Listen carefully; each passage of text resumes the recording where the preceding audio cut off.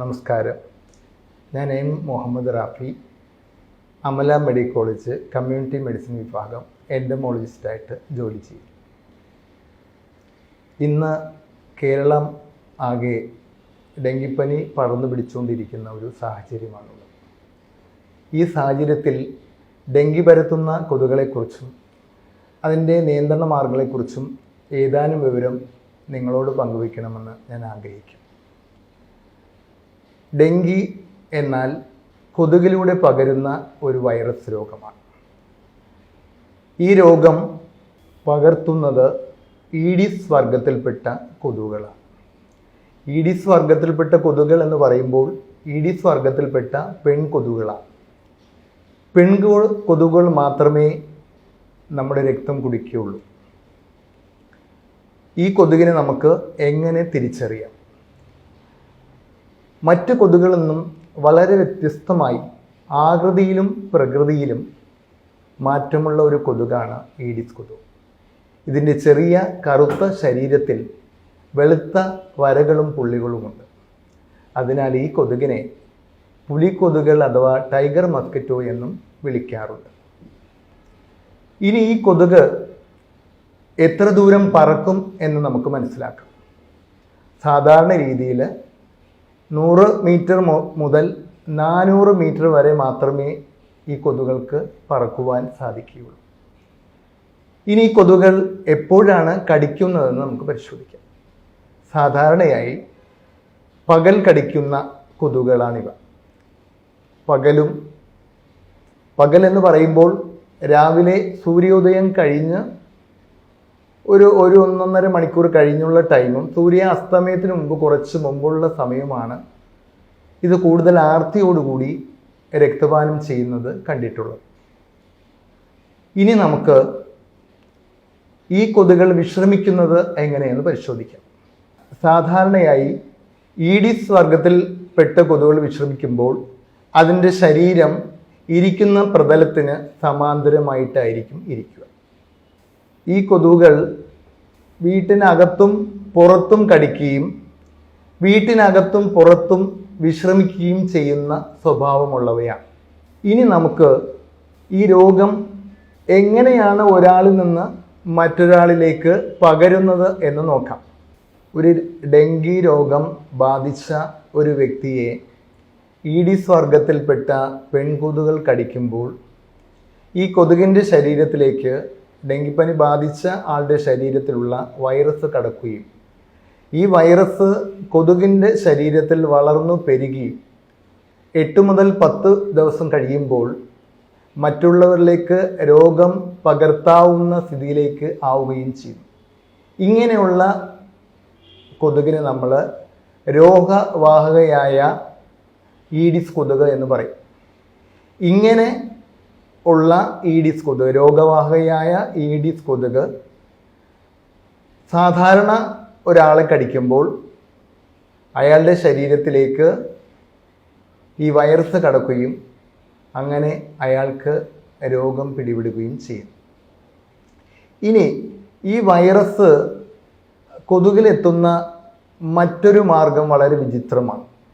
അതായത് ഈഡിസ് വർഗത്തിൽപ്പെട്ട പെൺകൊതുകിൻ്റെ മുട്ടയിലൂടെ അടുത്ത തലമുറയിലേക്കും ഈ വൈറസിനെ കടത്താനുള്ള കഴിവ് ഈ ഈഡിസ് വർഗത്തിൽപ്പെട്ട കൊതുകിനുണ്ട്. അതിനാൽ സമൂഹത്തിൽ ഡെങ്കിപ്പനി ബാധിതർ ഇല്ലെങ്കിൽ പോലും കൊതുകിൻ്റെ ശരീരത്തിനകത്ത് ഈ വൈറസ് നിലനിൽക്കുന്ന അവസ്ഥ അത്യന്തം ഗുരുതരമാണ്. ഇനി നമുക്ക് കൊതുകിൻ്റെ ജീവിത ചക്രത്തെക്കുറിച്ച് പരിശോധിക്കാം. മറ്റു കൊതുകുകളെ പോലെ തന്നെ ഈഡിസ് കൊതുകിനും ജീവിതചക്രത്തിൽ മുട്ട, കൂത്താടി, പ്യൂപ്പ, പൂർണ്ണ വളർച്ചയെത്തിയ കൊതുക് എങ്ങനെ 4 അവസ്ഥകളുണ്ട്. ഇതിൽ ഈഡിസ് കൊതുകുകൾ മുട്ടയിടുന്നത് മറ്റു കൊതുകുകളെ പോലെ നേരിട്ട് വെള്ളത്തിലല്ല, നനഞ്ഞ പ്രതലത്തിലാണ് ഇവ മുട്ടയിടുന്നത്. സാധാരണ രീതിയിൽ മുട്ട 2 ദിവസം കഴിയുമ്പോൾ കൂത്താടിയായും കൂത്താടി കുറച്ച് ദിവസത്തിന് ഉള്ളിൽ പ്യൂപ്പയായും പ്യൂപ്പയിൽ നിന്ന് 2 ദിവസം കഴിയുമ്പോൾ വളർച്ചയെത്തിയ ഒരു പൂർണ്ണ കൊതുകായും മാറും. ഇനി ഈഡിസ് വർഗത്തിൽപ്പെട്ട കൊതുകുകൾ എവിടെയാണ് മുട്ടയിടുന്നത് എന്ന് നമുക്ക് പരിശോധിക്കാം.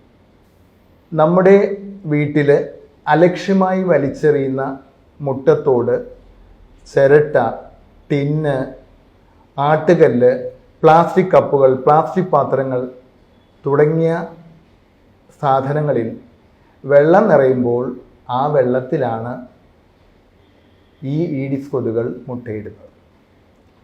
സാധാരണയായിട്ട് 1 ടീസ്പൂണിൽ കൊള്ളുന്ന വെള്ളം മാത്രമേ ആവശ്യമുള്ളൂ ഈ കൊതുകൾക്ക് മുട്ടയിടുവാൻ. ഇനി ഇവ മുട്ടയിടുന്നത് വീട്ടിന് പുറത്ത് എന്നതുപോലെ തന്നെ വീട്ടിനകത്തും മുട്ടയിടുന്ന കൊതുകുകളാണ്. ഞാൻ നേരത്തെ പറഞ്ഞതുപോലെ വീട്ടിനകത്തും പുറത്തും വിശ്രമിക്കുകയും വീട്ടിനകത്തും പുറത്തും മുട്ടയിടുന്ന അല്ലെങ്കിൽ പ്രജനനം നടത്തുന്ന ഒരു സ്വഭാവത്തിനുടമയാണ് ഈഡിസ് കൊതുകുകൾ. വീട്ടിനകത്ത് സാധാരണയായി ഫ്രിഡ്ജിന് ബേക്കിലുള്ള ട്രെയിൽ സാധാരണ നമ്മൾ ചെടികൾ ഇട്ട് വയ്ക്കുന്ന മണി പ്ലാന്റ് തുടങ്ങിയ ചെടികൾ ഇട്ട് വയ്ക്കുന്ന പാത്രങ്ങളുണ്ട്. അപ്പോൾ അതിലുള്ള വെള്ളത്തിൽ, അതുപോലെ തന്നെ നമ്മുടെ പൂക്കൾ ഒക്കെ ഇട്ട് വയ്ക്കുന്ന ഇതുപോലെ പാത്രങ്ങളിൽ, അതുപോലെ ചെടിച്ചട്ടിയിൽ നിന്ന് വെള്ളം ഊർന്നു പോകുവാനായിട്ട് അടിയിൽ വയ്ക്കുന്ന പാത്രങ്ങളിൽ, ഇവിടെയൊക്കെയാണ് സാധാരണയായിട്ട് ഈഡിസ് കൊതുകുകൾ മുട്ടയിടുന്നത്. നമുക്ക് ഇതിനുള്ള നിയന്ത്രണ മാർഗങ്ങളെക്കുറിച്ച് കുറച്ച് കാര്യം ഞാൻ പങ്കുവയ്ക്കാം. സാധാരണയായിട്ട് ഈഡിസ് കൊതുകിനെ നിയന്ത്രിക്കാനായിട്ട് ഇതിൻ്റെ ഉറവിടങ്ങൾ നശിപ്പിക്കുകയാണ് ചെയ്യുന്നത്. അപ്പോൾ ഇതിൻ്റെ ഉറവിടങ്ങൾ വീട്ടിനകത്തും പുറത്തും ഉണ്ടാകും. അത് കണ്ടെത്തുകയും അതിൽ കൂത്താടികൾ ഉണ്ടെങ്കിൽ അത് നശിപ്പിക്കുകയും ചെയ്യുക എന്നുള്ളതാണ് ആദ്യത്തെ ഉറവിട നശീകരണം അഥവാ സോഴ്സ് റിഡക്ഷൻ എന്ന ആക്ടിവിറ്റി. ഇതിനു വേണ്ടി നമ്മൾ ആവിഷ്കരിച്ചിട്ടുള്ള ഒരു പദ്ധതിയാണ് ഡ്രൈ ഡേ. എന്താണ് ഡ്രൈ ഡേ? ഈഡിസ് കൊതുകുകൾ മുട്ടയിടുന്ന വീട്ടിനകത്തും പുറത്തുമുള്ള ഉറവിടങ്ങൾ കണ്ടെത്തുകയും അതിൻ്റെ അകത്ത് കൂത്താടികൾ ഉണ്ടെങ്കിൽ ആ കൂത്താടികളെ നശിപ്പിച്ച് കളയുകയും ഈ ഉറവിടങ്ങളിലുള്ള വെള്ളം മാറ്റിക്കളയുകയും ചെയ്യുന്ന ഒരു പ്രവർത്തനത്തിനെയാണ് നമ്മൾ ഡ്രൈ ഡേ എന്ന് പറയുന്നത്. നമ്മൾ സാധാരണ ആഴ്ചയിൽ 1 ദിവസമാണ് ചെയ്യാൻ നിർദ്ദേശിക്കാറുള്ളത്. എന്തുകൊണ്ടാണ് ഈ ആഴ്ചയിൽ 1 ദിവസം ചെയ്യാൻ ഉദ്ദേശിക്കുന്നത്? അതായത് ഒരു മുട്ടയിൽ നിന്നും ഏതാണ്ട് പ്യൂപ്പ വരാനുള്ള ഏതാണ്ട് ഒരു സമയം എന്ന് പറയുന്നത് ഏതാണ്ട് 7 ദിവസം വരെയാണ്. അതായത് ജലത്തിന് ഇതിലെ ഘട്ടങ്ങൾ എന്ന് പറയുന്നത് മുട്ട, കൂത്താടി, പ്യൂപ്പ ഇവയാണ്. ഇതെല്ലാം ജലത്തിൽ കാണുന്ന അതിൻ്റെ വിവിധ ഘട്ടങ്ങളാണ്. ഈ ഘട്ടങ്ങളെ നശിപ്പിക്കാൻ, അതായത് പൂർണ്ണ വളർച്ചയെത്തിയ കൊതുകിനേക്കാളും എന്തുകൊണ്ടും നശിപ്പിക്കാൻ എളുപ്പമെന്ന് പറയുന്നത് അതിൻ്റെ മറ്റ് ഘട്ടങ്ങളായ കൂത്താടികളെയും മുട്ടകളെയും പ്യൂപ്പയെയും നശിപ്പിക്കുക എന്നുള്ളതാണ്.